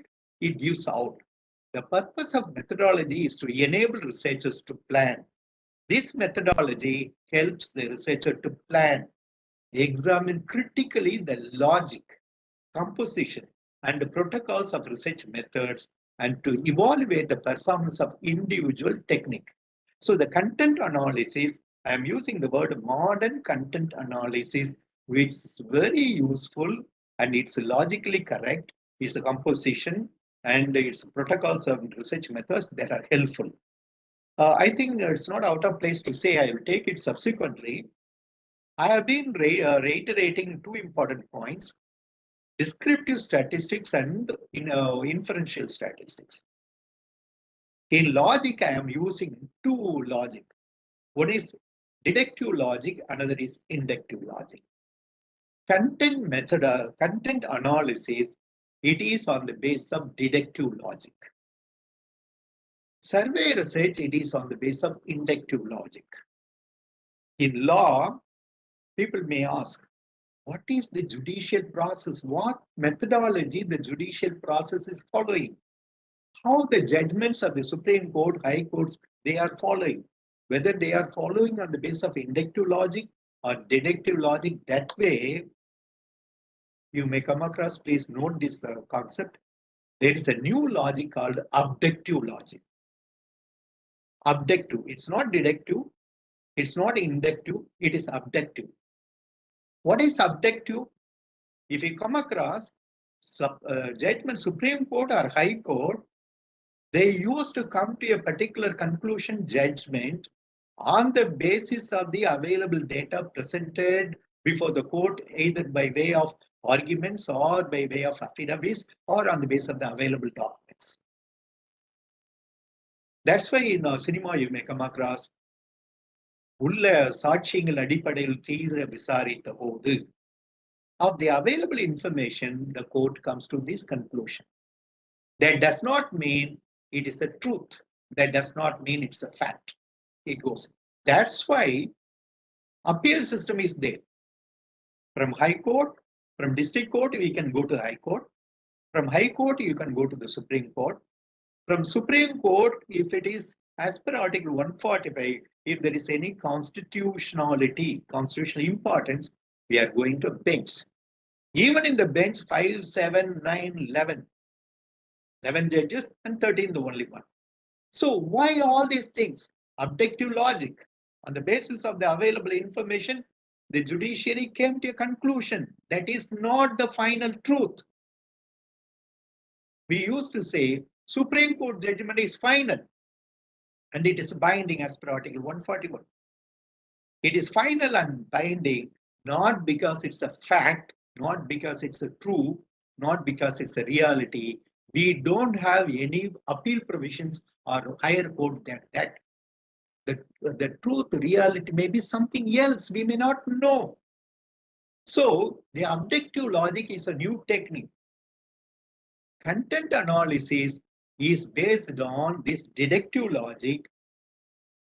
Inferential, this survey method, it is based on inferential inductive logic. Judicial process is based on objective logic.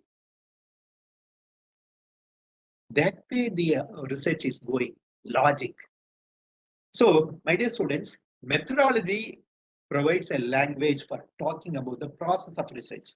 In what way the research process is going on? It's a language. So, content analysis is language. I told you in computer knows only 0, 1. It's a digital, it's a binary, it's a computer language. So, content analysis is a method, is a process of research. It is talking about a particular process. It talks about a particular language. It does not talk about subject matter. The subject matter is neutral.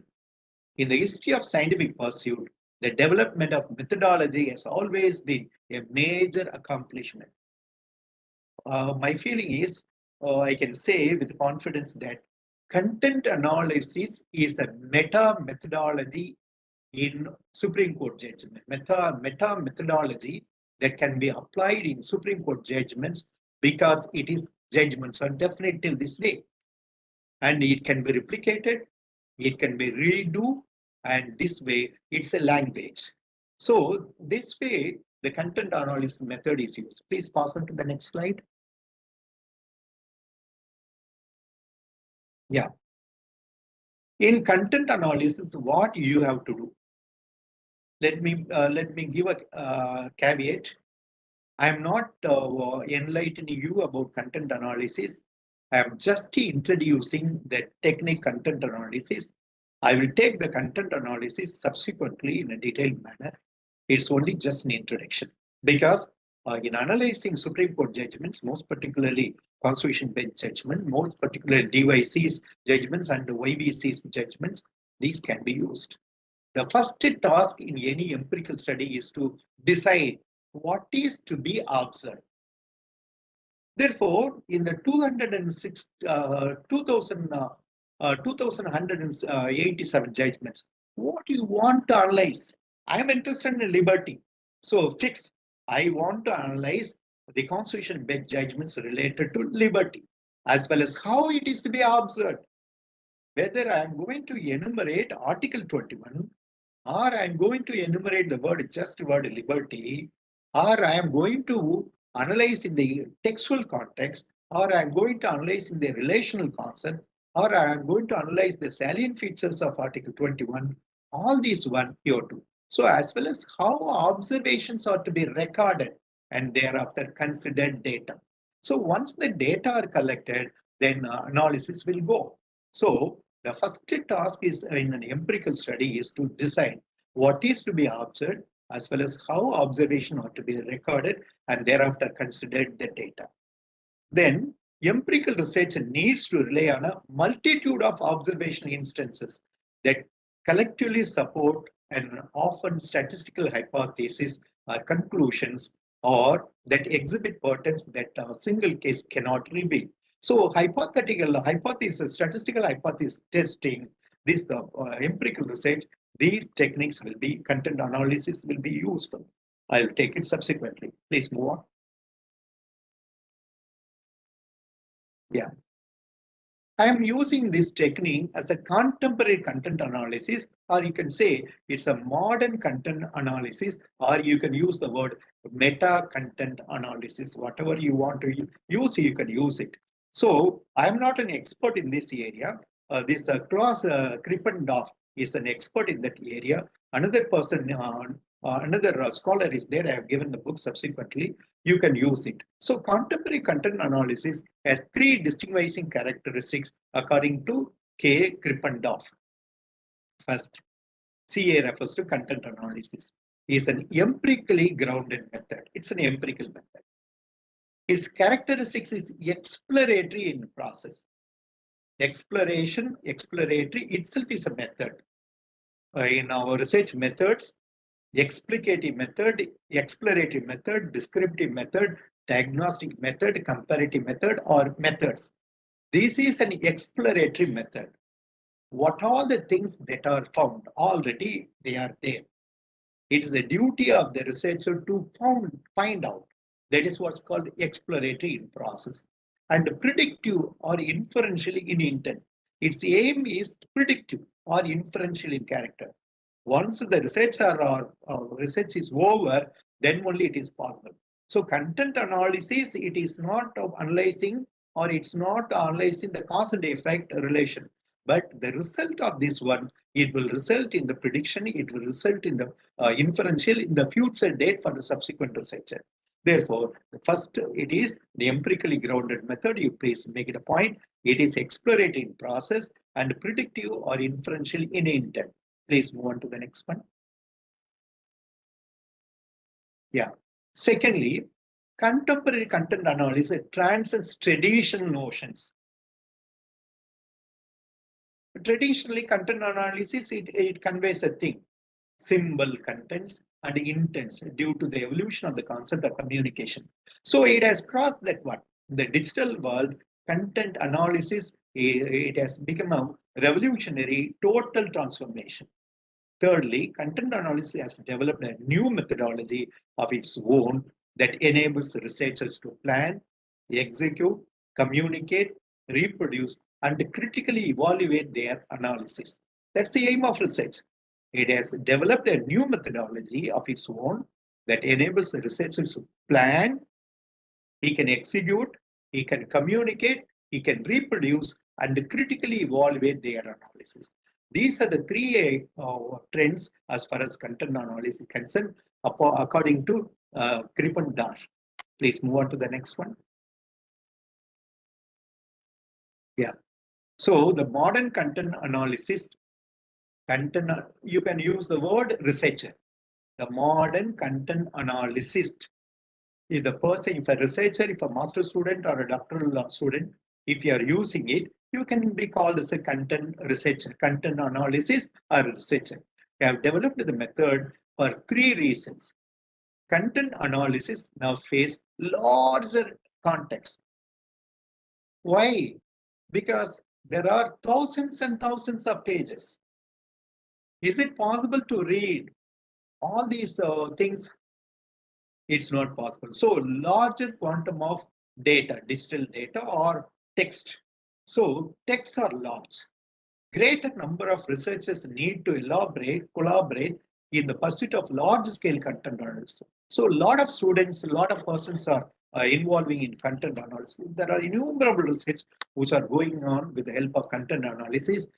Hardly very limited research in law, that too in judgments. So the large volumes of electronically available data call for qualitative different research techniques. So content analysis all along is said to be a qualitative research technique.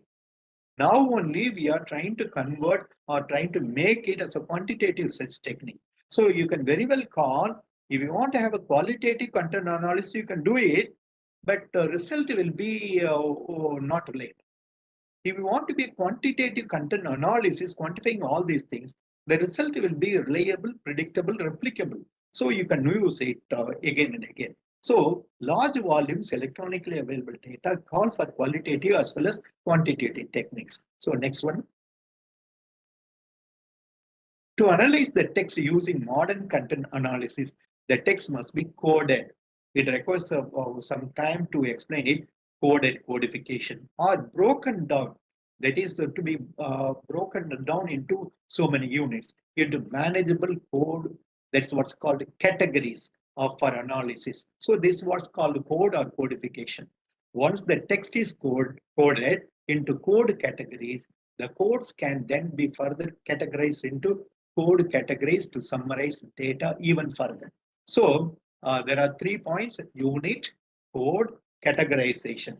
These are important terminology in modern content analysis techniques. We will take it subsequently. Please, next one. Whether the text judgment be, I am using the word judgment, whether the judgment be coded exactly as they appear or coded as the same when they appear in different forms in judgments. For example, for instance, I did it in 2013 before assuming the office of the Vice Chancellor about liberty. There I did it. I come across Manupatra helped me in that way, Manupatra technique. So when personal liberty or Article 21 is in study, whether denoting meaning, I'll take it subsequently, or connotative meaning is taken for analysis. You have to clearly define in codification. Example, whether conceptual analysis or relational analysis is to be made, you must be very clear. If you are codifying, codes or code categories have to be made according to the requirement of the hypothesis. These are the important elements we have to take in care of in content analysis techniques. Please, next one. So, my dear students, I have given two, it is a first cover page of a book, the Klaus Krippendorf book, Content Analysis. It is 2004 publication. It is re-edited and published. Copies are available. If you are interested, you can do it.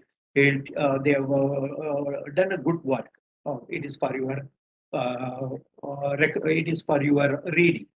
The next one is, it is also equally a good book. Next one.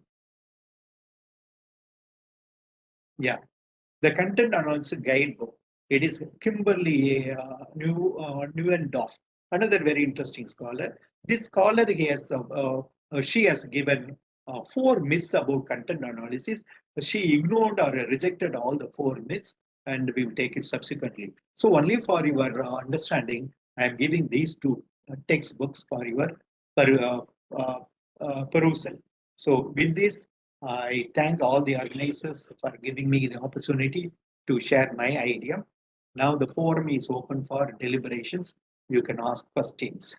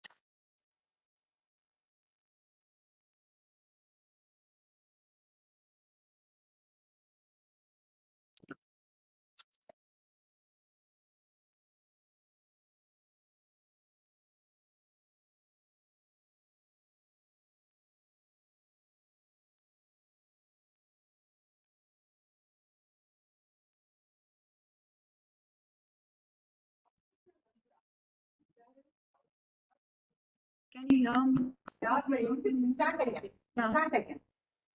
Yes. So thank you so much for an enlightening session. It was truly delightful. And from time and again, you're proving that you are a living human encyclopedia. It was such an honor to be a part of your session, sir. Now we open the floor for question and answer.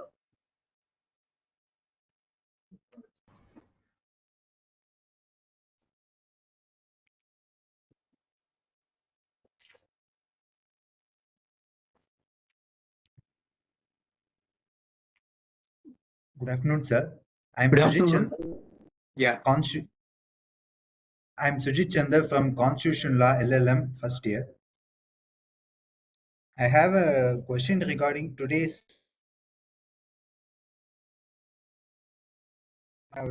stated about the content analysis. For the content analysis, from where to start if the researcher involved in the content analysis, how to start it, and from where to start a content analysis, and what are all the requirements for the content analysis? This is my question. Okay, Chandran, I just introduced the concept and I'll take the content analysis subsequently. As you raise this question, I'll answer that one. First important one is, what is your research question? Second one is, what is your topic? What is your research question? What are the sources you are going to study? Take. Then only whether content analysis is relevant or not you have to. So topic was research questions. What are your objectives? What are your hypotheses? That will determine. Content analysis is only a tool. It's only a method. You cannot take the method for the study. Study is important. According to the nature of the study, the method is to be decided. Suppose if you are going to be an empirical researcher, bothering about survey research, content analysis, will it be useful? It's a totally different one. So content analysis, it is on the basis of the research question. The research question is based on the research topic. The research topic, research question, and the data requirement, that is very important. That way you have to decide it. Okay. So after our next session, you raise this question. Thank you Right? for your answer. Thank you.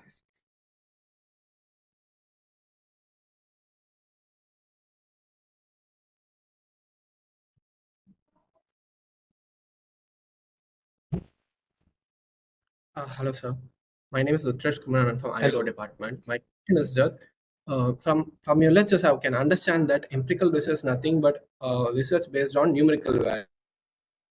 Yeah.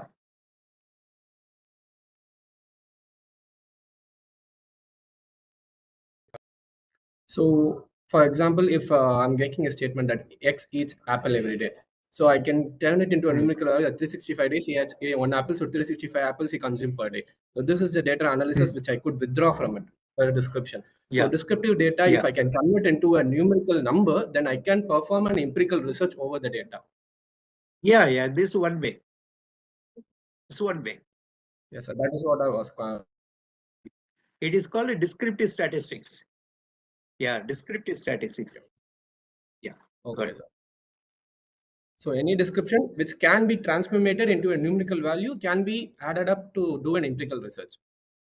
Yeah, sure. Okay, sir. Thank you, sir. Good.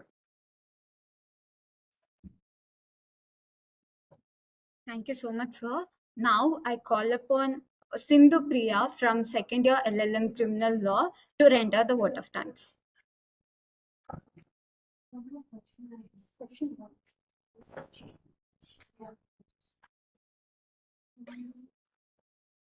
Sorry for the interruption, sir. Before that, we have one more person to ask a question.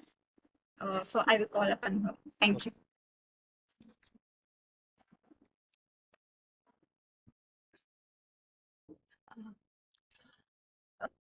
Good morning, sir. Good morning. Thank you for your knowledge sharing. I have a question wherein it's related to empirical research. Getting the honest feedback from the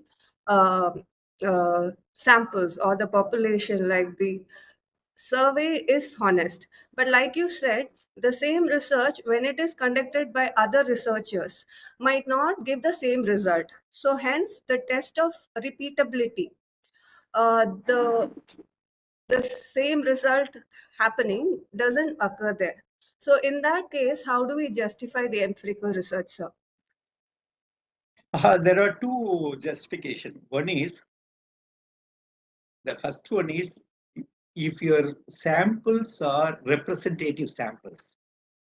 If it is a Yes, sir. random sample, systematic random sample, or it's a stratified random sample, they will reflect the population, provided if the person who administered the questionnaire or interview schedule properly elicit information from the respondents.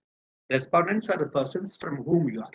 Suppose if you are carelessly, without applying your mind, by using your influence, if you are extracting, if I get it, that's not reliable.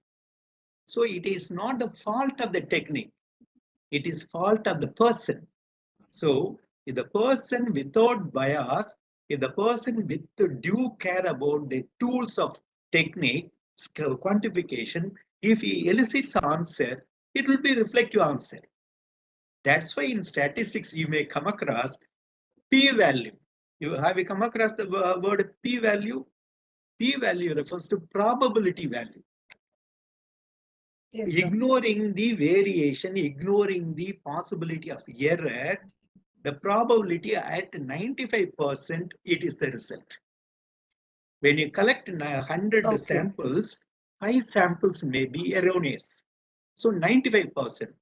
The p-value at times it is 0.01 probability. So probability value, that's why in statistics they are giving mean, standard deviation, and ultimately they are giving p-value. So the hypothesis is accepted or rejected on the basis of the p-value. If the p-value is very high, it's not acceptable. So Okay. you must be sincere to your research.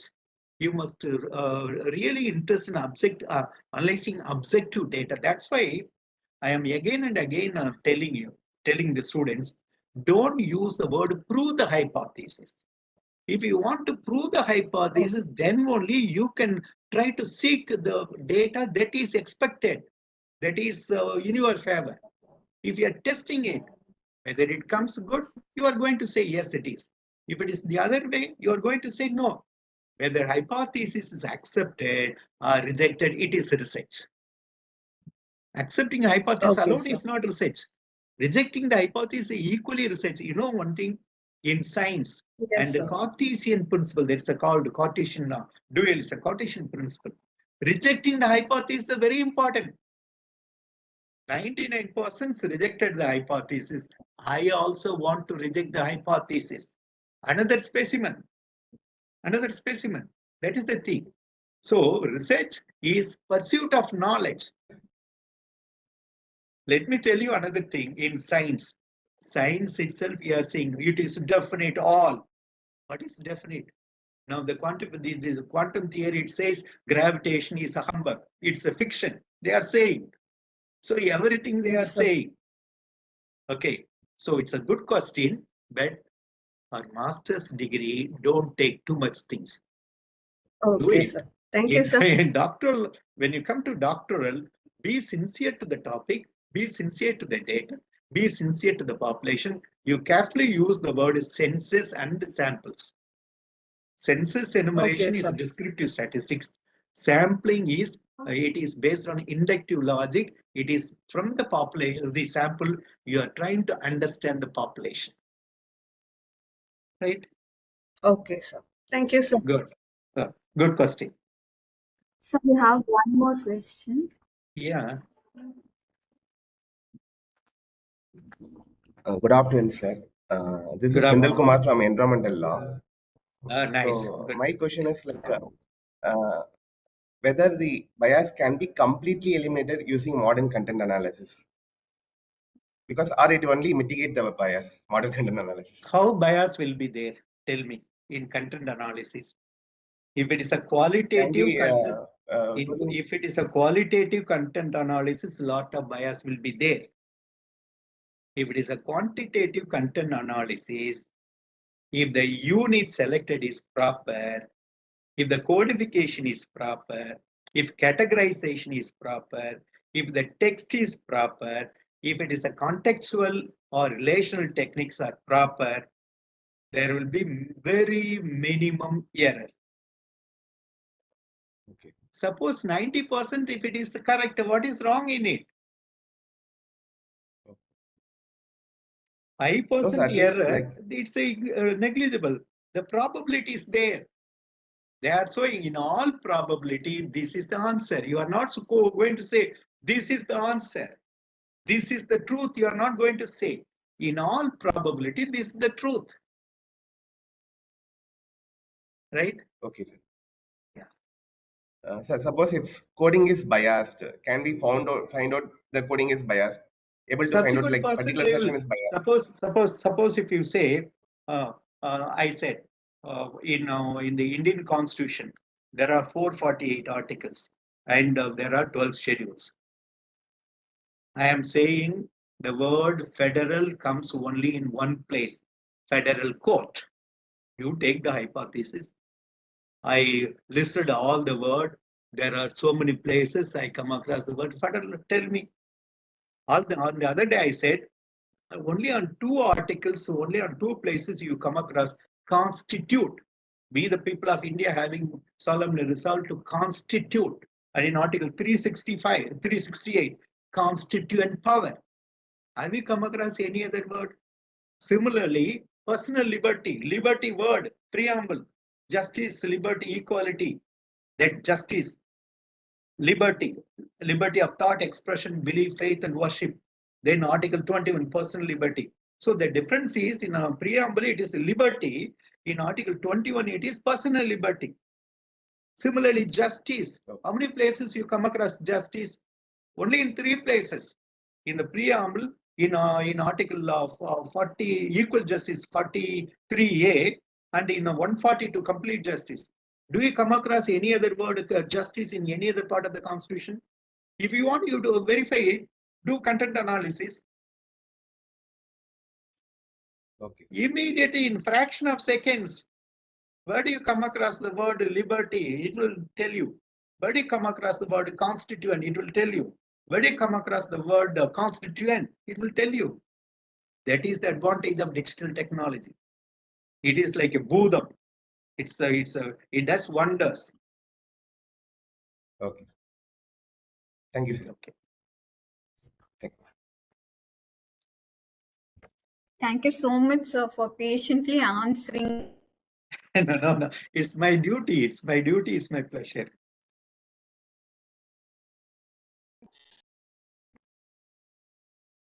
Yeah. Good afternoon, all. The word thank you is not seen or touched. It can be felt only by the heart. So, first, I'll feel very honor and it's very pleasure for me to give me such a wonderful opportunity for the purpose of vote of thanks in this special occasion. The special occasion of ninth series of legal research methodology.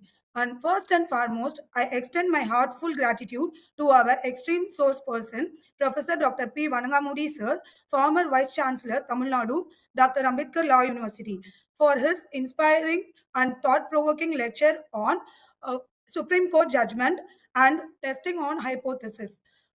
Your insight on research methodology, rendering a deepened and widened understanding to the students, which providing a lamplight in the dark path.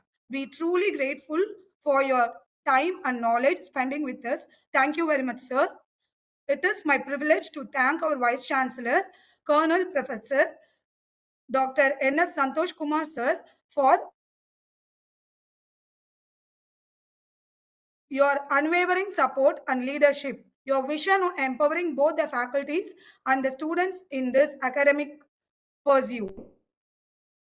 Our humble appreciation to Professor Dr. Gauri Ramesh ma'am, our registrar, for your dedication in organizing and fostering the culture of inquiry and innovation. I also extend our sincere thanks to Professor Dr. V. Balaji sir, Dean of Academic and Research, for your commitment to your academic excellence, your role in facilitating this lecture series. I would like to extend my heartfelt thanks to our PG Director, Professor Dr. Kundaratna ma'am, for her support and guidance throughout this event. I would especially like to thank our esteemed faculty coordinator, Dr. N. Anbarsi ma'am. Your tireless work, leadership, and commitment to our academic community has been invaluable. Last but not least, our heartful thanks to all participants of both the online and offline whose engagement and enthusiasm have been the triggering point for this series. We value the presence and look forward to our continuous involvement and continuous exchange of ideas in the future endeavor. Finally, I would like all the student coordinators and backstage technicians who make this program to run smoothly without any interference. Once again, I thank you all for your presence, participation, and contribution for making today's lecture a successful program. Let us look forward for more such enriching lectures in future. Thank you.